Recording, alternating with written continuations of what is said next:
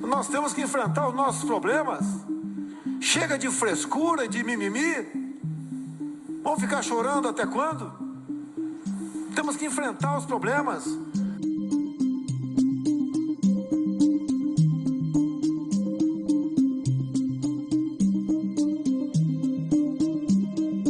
A grande mídia falando que eu chamei de gripezinha a questão do Covid. Não existe um vídeo ou um áudio meu falando dessa forma. Depois da facada não vai ser uma gripezinha que vai me derrubar não, tá ok? Se o médico ou o Ministério da Saúde me recomendar um novo exame, eu farei. Caso contrário, me comportarei como qualquer um de vocês aqui presente.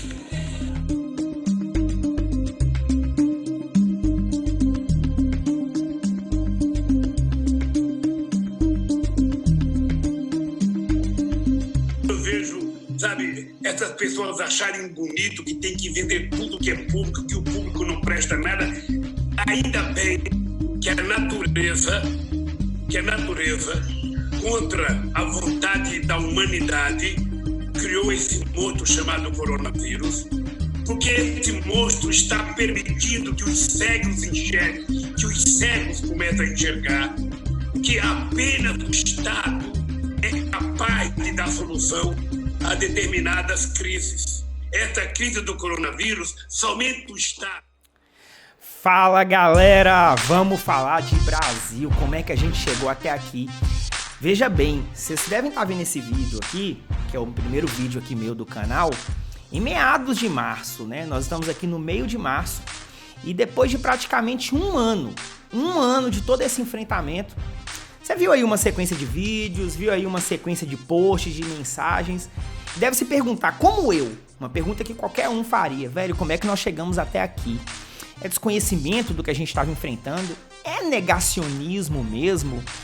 É postura de confronto, de batalha, de busca do inimigo? Do que nós estamos falando? Né? Esse contexto atual do Brasil fala de quê? E é sobre isso que eu quero discutir nesse vídeo aqui com vocês. Então, vamos lá. Ativa o sininho, viu? Não se esqueça não, se inscreve aí no canal, é muito importante pra mim a inscrição de cada um de vocês. Ativa o sininho aí da notificação e vamos fazer o canal aí bombar, funcionar da melhor forma possível pra gente falar de Brasil, falar de política, cultura, economia, sociedade, enfim, o que der na telha. Eu espero que a gente possa tratar aqui sempre com muito cuidado, sempre tentando pensar os vários lados da questão, ou os 3 lados da questão, beleza? Vamos lá. Anulou nesta segunda-feira 10.900. Chega de frescura e de mimimi. 77% dos leitos estão... Brasil! Velho, uma coisa que eu acho muito bacana da gente pensar é que há uma insistência nessa lógica de todos nós, e é normal que a gente faça essa conceituação, essa definição, de um negacionismo por parte do presidente, por parte de outras pessoas, por parte de figuras políticas, enfim, uma espécie de negacionismo nesse enfrentamento da pandemia. Mas eu sempre me preocupei muito com esse termo, a ponto dele nublar e meio que camuflar um outro problema. Um outro aspecto que eu julgo que seja talvez o mais importante para a gente compreender como o governo brasileiro funciona nesse debate da pandemia e, mais importante, no debate de tantas outras coisas, de tantos outros temas. Quando você vê vídeos, né, a gente viu aqui vídeos que têm 8 meses, 9 meses, atualíssimos, né, chocou muito a todos nós o famoso vídeo aí do mimimi, da frescura, atualíssimo do presidente, né, para falar um pouco da nossa necessidade de reagir ao problema, como se a gente não estivesse tentando reagir ao problema. Choca demais também ouvir o ex-presidente Lula falar que a gente precisava de uma lição da economia e da política sobre o papel do Estado na sociedade, sobre o papel do Estado na economia. Querer ensinar pra gente keynesianismo, fordismo, liberalismo, ou qualquer ismo que você quiser, com só no Brasil 270 mil mortos, né? O presidente Lula, inclusive, é bom fazer uma meia-culpa, ele se desculpa pelas palavras, né? Coisa que o nosso atual presidente não tem tanto interesse de fazer, isso é verdade. Mas mesmo assim não deixa de ser uma impressão, ou pelo menos um momento muito ruim de fala, né? É uma infelicidade absurda. Tanto do presidente quanto do nosso ex-presidente. Mas a minha intenção aqui não é aproximar os dois, não obstante os dois sejam muito parecidos em vários aspectos. Embora isso possa te chocar um pouco. Deixemos isso para outros vídeos. O importante aqui é a gente entender o que faz parte de todo esse discurso, O que faz parte desse interesse? O que está por trás de toda essa análise e desse discurso sobre a pandemia que a gente continua insistindo que é um negacionismo? É apenas isso? Eu queria misturar o negacionismo, que me parece meio óbvio, também com uma outra reflexão para todos nós. Nós vivemos um governo, ou vivemos um mundo, onde essa necessidade do embate com o outro, essa busca do inimigo, ela é constante, ela aparece o tempo inteiro. Isso aconteceu inclusive na história, que é um lugar que eu gosto de pisar muito, é um terreno firme para mim, onde eu sei falar muito bem, que é a história. É um terreno e um tipo de ideologia ou disputa que a história apresentou em vários outros momentos. Todo mundo gosta muito de falar sobre o fascismo hoje. O fascismo elegeu inimigos. Ele fez isso sim, apontou o dedo para os seus inimigos ou para aquilo que seria contra a sua ideia de Estado, de poder, de sociedade, e transformou isso num alvo a ser combatido. Mas o trabalhismo também fez. Você já viu discursos trabalhistas, populares, para falar do povo, das relações de trabalho, de toda a sociedade e a luta do pobre contra o seu inimigo, o rico? O trabalhismo também elege seus inimigos. Muitas vezes é o empresário. Quantas pessoas você senta e a pessoa fala do empresário mau, do empregador mau que gera emprego, que explora, que busca no capitalismo ganhar dinheiro, blá, blá, blá, sem olhar pelo outro. Essa busca do inimigo, ela pode vir de qualquer lugar, não importa seu princípio ideológico. E esse é o motor do governo atual. É disso que nós temos que entender mais. Não é só negar o problema da pandemia, é precisar do confronto, precisar do embate, precisar do conflito. O presidente Bolsonaro faz isso todos os dias, inclusive de maneira tão explícita algumas vezes que parece até uma busca. É fácil você perceber isso, é uma busca constante por esse confronto.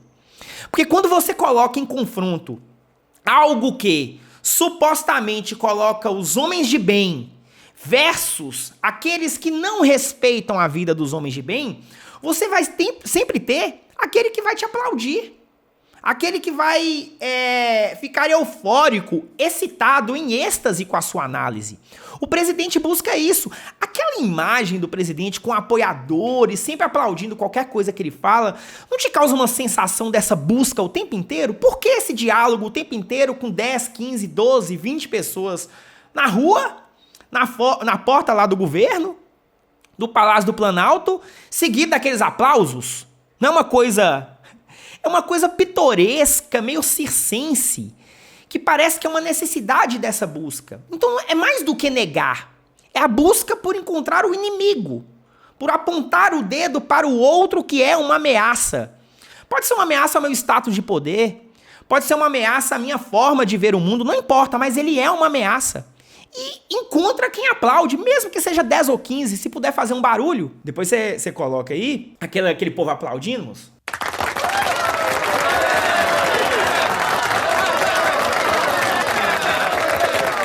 Veja bem, no mês de dezembro agora, há 90 dias, 100 dias, o presidente falou que a pandemia estava acabando. Você viu no início desse vídeo uma postagem do Osmar Terra, que foi ministro do governo, falando as previsões do cara. Eu não vou nem falar das previsões do cara aqui, que beira a piada, né? É uma brincadeira de mau gosto. Mas ele chega a prever que o Brasil teria menos de 800 mortos, 1.000 mortos pela Covid. Ele chega a comparar com o que aconteceu com H1N1, né? Então, assim, enquanto ele falava, acho que em 10 dias o número dele já foi superado, e digamos que nós estamos próximos de 300 mil. Esse é o número. 300 mil pessoas que perderam sua vida com a Covid. Desconhecimento apenas do Osmar Terra, ou do presidente Lula, ou de qualquer pessoa que você conhece, ou nós estamos falando de uma necessidade de sustentar um discurso, de uma necessidade de fazer com que esse discurso funcione a qualquer custo. E quando eu falo qualquer custo, é defender sua ideologia para os seus pares, seja qual for o princípio. Sabe uma sensação que eu tenho?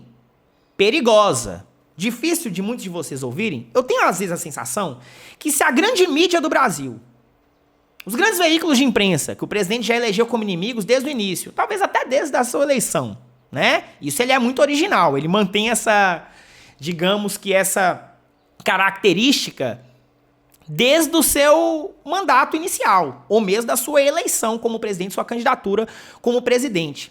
Eu tenho a impressão que se essa grande mídia tivesse posicionado no início com uma atitude mais negacionista, o presidente hoje estava com as mãos dadas ao brasileiro, tentando salvar a gente com outra postura. A minha sensação que dá é essa. A minha sensação é que a postura do presidente precisava desse embate. E como o meu inimigo escolheu caminhar pelo lado A, eu vou pelo B. Ele escolheu fazer a curva pela direita, eu vou fazer a curva pela esquerda. E assim por diante. Isso me parece uma atitude muito comum no século XXI. Pessoas que estão com sua visão de mundo engarrafadas, e a partir dessa visão engarrafada não importa nada. Se você abrir a tampa da garrafa e sair um pouco dessa lógica de raciocínio, já não serve, porque você não pode estabelecer nenhuma concessão ou nenhum outro lado ao raciocínio. O presidente funciona assim. Várias ideologias históricas funcionaram assim. E isso traz consequências extremamente nefastas para o país. Olha lá, o presidente fala em dezembro, ouve aí agora, acho que é melhor ouvir as palavras dele, que a pandemia estava acabando. Estamos vivendo um finalzinho de pandemia. O nosso governo, levando-se em conta outros países do mundo, foi aquele que melhor se saiu, ou um dos melhores que saíram, no tocante à economia. A pandemia acabando. Nós estamos no início de março. Ontem, eu estou aqui há 12 horas do que eu estou falando, foram registradas 1.950 mortes no Brasil. Provavelmente, enquanto você ouve esse vídeo, o Brasil já atingiu a média de 2.000 mortos por dia. Por dia com a Covid. Você lembra lá do inicinho? Acho que todos vocês lembram. Eu lembro claramente aquele início e a maneira como a gente comportou. E lá também houve erros. Até na nossa maneira de comportar, com um pouco daquele medo no início, a gente tem que refletir sobre isso. Mas isso também é motivo para outro vídeo. Lá no início eu lembro daquelas lives, transmissões do Ministério da Saúde, quando ainda estava sob o comando do Mandetta, depois ficou sob o comando do Taish, depois ficou sem comando, é um pouco assim, que falava sobre 8 mortes, aí no outro dia subia para 10 mortes dia, chegava a 20, a gente horrorizava. Hoje são 2.000, praticamente 10 Boeings ou Airbus caindo por dia no Brasil. E nós já estamos discutindo que a gente precisava dessa lição para entender o que é governo, o que é Estado, o que é mercado. A gente ainda está discutindo sobre mimimi e frescura para 270 mil famílias. E um monte de gente persiste buscando o confronto, buscando o conflito, buscando o embate. Você já ouviu quantas pessoas, em quantos vídeos, em quantas redes de televisão pedindo uma união nacional? Pois é, dessa parece que a gente não pode esperar, porque o mundo entrou na nova fase. É a fase da briga, da disputa. Seja ela ideológica para a direita, para a esquerda, se eu penso A, se eu penso B. E enquanto a gente fica discutindo se vai ser Lula, se vai ser Bolsonaro, enquanto eu falo para vocês aqui, uma dezena de brasileiros já perdeu a vida. É isso. Valeu, galera. Isso aqui é Três Lados, uma forma diferente da gente pensar e uma tentativa de darmos vozes, né, diferentes a problemas que muitas vezes nos afligem, beleza? Obrigado aí por ter assistido. A gente vai ter muito mais vídeo aqui no canal e provavelmente, inclusive, já tem mais um aí postado pra você. Já pode olhar o próximo e não esqueça, se inscreva no canal, ativa o sininho, enfim, faz o canal girar aí, manda pra um amigo, indica pra um amigo. Vamos fazer funcionar um pouco nossa forma de pensar, cada um de nós. Valeu? Beijão, abraço.